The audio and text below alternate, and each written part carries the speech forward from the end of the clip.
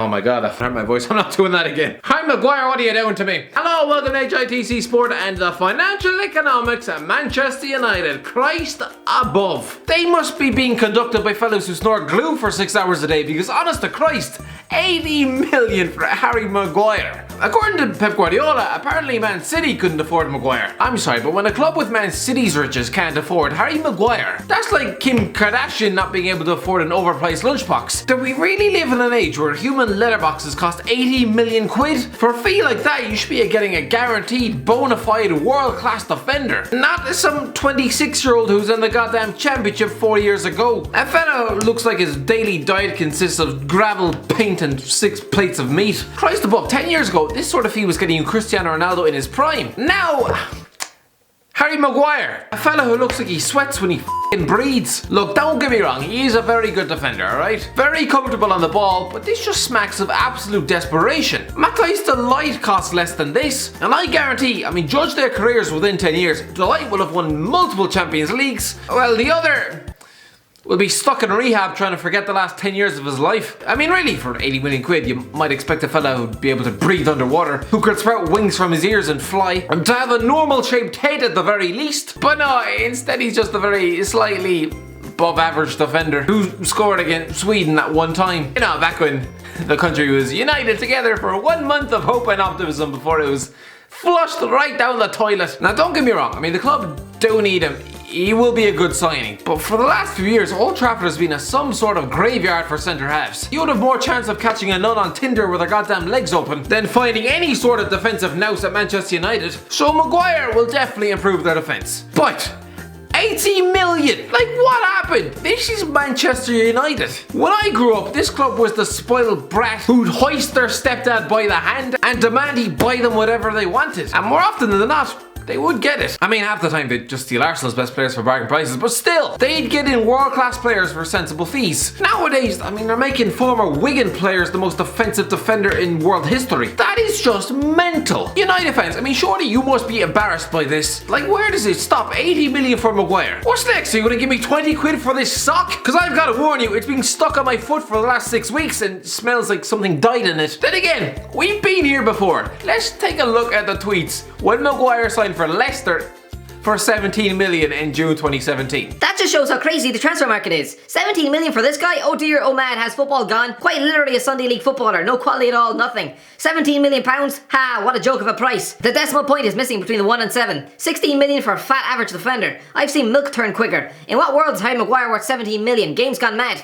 Someone should make a follow-up documentary on these lads 2 years later. I'm guessing, like me, they're close to steam frying their ears on the oven in despair at what state the game is currently in. Although, the guy who said this 2 years ago, 17 million for Maguire? Some lazy scouts above. Get yourself to the continent and find someone twice as good for half the price. Let's see what he thinks of the 80 million pound deal. Surely he's crying into a bowl of muesli, right? No.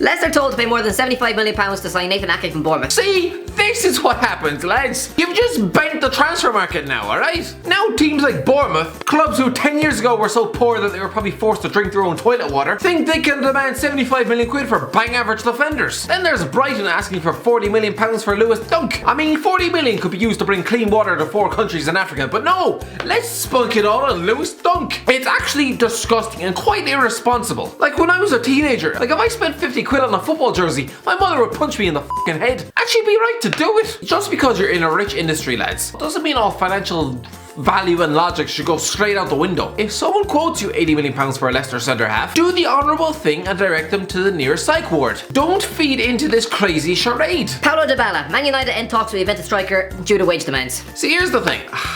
This might be, not a lot of people are saying this summer, but I don't know why you're trying to get rid of Romelu Lukaku. Yes, at times the man has all the aerial ability of a block of wood, and his first touch is probably fit for an exorcism, but still, he is a proven goal scorer. Christ above, look at his stats. He's Belgium's highest ever goal scorer. He's netted 15 plus league goals in 5 Premier League seasons. To put that in context, Didier Drogba, a man whose framed photo Chelsea fans no doubt kiss every night before bed, only managed that feat twice. Twice in 8 seasons for one of the top 2 clubs in England, while Lukaku was playing for West Brom and Everton. Now don't get me wrong, Drogba was obviously better, but this just shows, play to Lukaku's strengths and he does score goals. Honestly, if he was still at Everton scoring 15 plus a season, United fans would be going insane trying to sign him. But it's not as if their fans haven't blown enough fuses this summer. We got no bloody money. We got no money, Claude.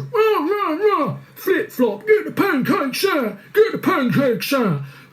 We got loads of money. 70 million goldfish. Flip flop. Jesus Christ, lad, have a shower. Calm down, Mark. If that is your real name. It's not. Then again, at least he doesn't look like Tinky Winky with steroids, who probably showers with that belt clearly bought from Toymaster. Croquet out! Croquet out! Croquet out! Croquet out! Croquet out! Enough is enough! Lads. But no, for some reason Solskjaer views Lukaku as nothing more than a bowl of horse vomit, wanting to chuck him out the window to Italy. But no, he won't be off to Juventus because Dybala doesn't want to come. Neither do Charlie Sheen's girlfriends, but that's for a whole other reason. But the club basically pulled a plug on this deal before Dybala has a chance to reject them, which is essentially like asking a girl out and then running away before you even get an answer. But clearly, winning a Scudetto every year alongside Cristiano Ronaldo, devoting the next 5 years of your life to Europa League nights with Phil Jones. It's like asking if you want a night on the town with Jessica Alba or getting tossed off under the table by Boris Johnson. Maybe this is why United are having to pay 80 million quid for Maguire. Considering the top tier players no doubt get sick in their mouth whenever they're contacted by their agent. When signing for a new club, some players get flowers, others pose for selfies. Malcom received a bunch of racist banners in the crowd on his debut for Zenit St. Petersburg. What a lovely reception.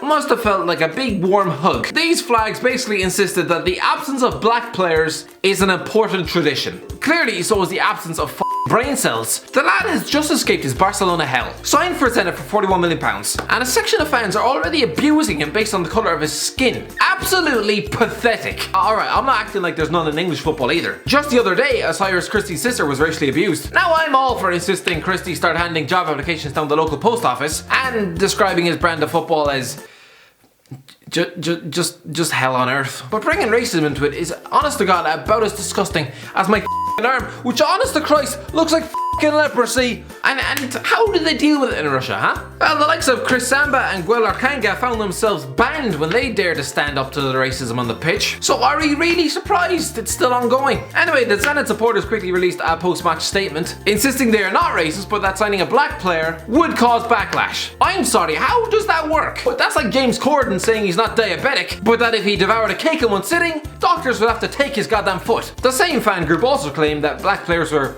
being forced down Zenit's throat when they were given Hulk and Axel Witsel in 2012. Why are they speaking about them as if they're a case of genital herpes? Hulk nearly scored 20 plus goals for them every season for 3 years. The worst thing Zenit can do right now, alright, is bow to fan pressure and sell Malcom in January. That would show the club is in dire need of a spine donor. It would show a complete lack of principles, ethics, bravery, and show the entire fabric of the club is about as wafer thin as a custard cream. Make a stand against your own fans, Zenit. Do this for Russian football.